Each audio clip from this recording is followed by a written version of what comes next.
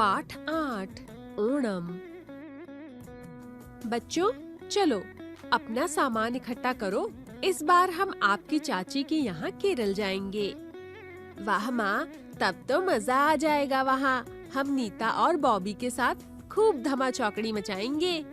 हाँ, खूब खेलना। पर हम वहाँ ओणम मनाने जा रहे हैं।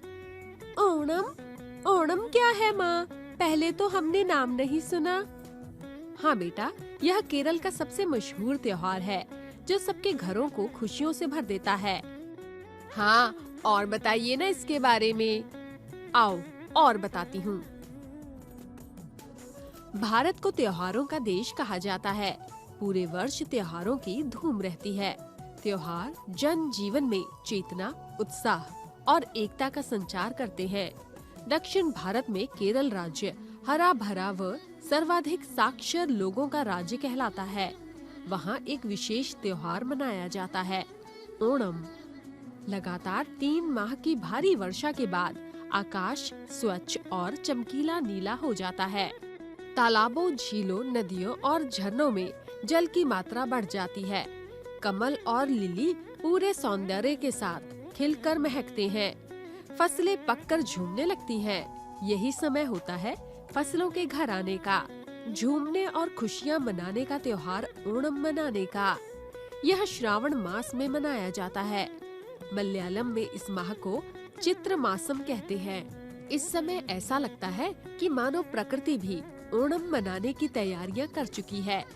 प्रत्येक त्योहार के साथ कोई न कोई कथा जुड़ी होती है। ओणम के साथ भी राजा महाबली की पौराणिक कथा जुड़ी है।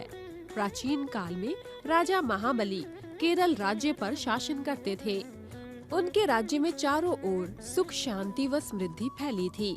महाबली बहुत पराक्रमी थे।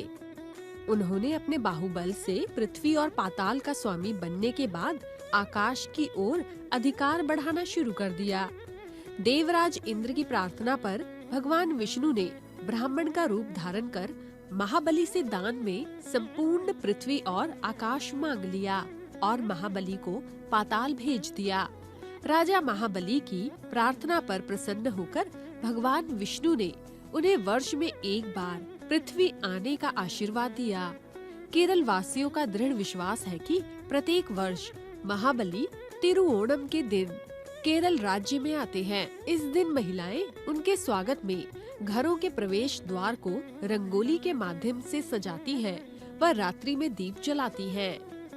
ओणम आनंद और उल्लास का पर्व है। यह 5 दिन मनाया जाता है।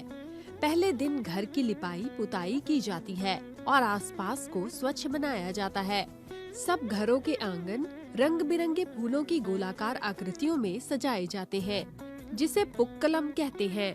पुक्कलम की सजावट में परिवार के स्त्री, पुरुष, बच्चे उत्साह पूर्वक योगदान देते हैं। विष्णु और महाबली की मूर्तियों को चावल से सजाया जाता है। पुक्कलम के निकट दीप रखकर इन मूर्तियों को पूजन किया जाता है। ओणम का दूसरा दिन सर्वाधिक महत्वपूर्ण होता है। इसे तिरुओणम कहते हैं। तिरुओणम पारिवारिक जनों से मिलन, पारस्परिक प्रेम और सहयोग का पर्व है। इस दिन बाहर गए लोग घर लौट आते हैं, मिलजुल कर उत्साह से त्योहार मनाते हैं, नए और स्वच्छ वस्त्र धारण करते हैं और मध्याह्न काल में एक साथ केले के पत्ते पर भोजन करते हैं। यहाँ केले के पत्तों पर भोजन करना अत्यंत पवित्र माना जाता है। ओणम के दिन विविध व्यंजन व पकवान भोजन में शामिल होते हैं। इनमें दाल, चावल, पापड़, सांभर, खिचड़ी, उबेरी यानी पकौड़ी, पायसम यानी खीर आदि मुख्य है। धान, नारियल और केला केरल की मुख्य फसलें हैं। विविध व्यंजन और पकवान इन्हीं से बनाए जाते हैं। ओणम के अवसर पर खेल और मनोरंजन के अनेक कार्यक्रम होते हैं। बालिकाएं व स्त्रियां ताली बजाते मनमोहक नृत्य प्रस्तुत करती हैं, जिन्हें कैकोट्टी कामी नृत्य कहते हैं। गांव और नगरों में खेल कूद की अनेक प्रतियोगिताएं आयोजित होती हैं। इसमें नौका दौड़ सर्वाधिक आकर्षित करती है। यह आरमुला नामक स्थान पर होती है। दूर दूर गांवों से लोग पंबा नदी के तट पर सर्पाकार नौकाएं लेकर आते हैं और उनकी पूजा करते हैं। वर्ष भर ग्रामीण सर्प नौका विशेष रूप से तैयार करते हैं। गांव के सभी वर्गों के लोग विशालकाय नौका में गर्व से बैठते हैं। परंपरागत पोशाक पहने नौका गीत गाते सब लोग अपने चप्पू एक निश्चित ताल में एक साथ चलाते हैं। दौड़ में विजेता नौका को पुरस्कृत किया जाता है। नौका दौड़ को देखने के लिए देश विदेश से बड़ी संख्या में पर्यटक आते हैं।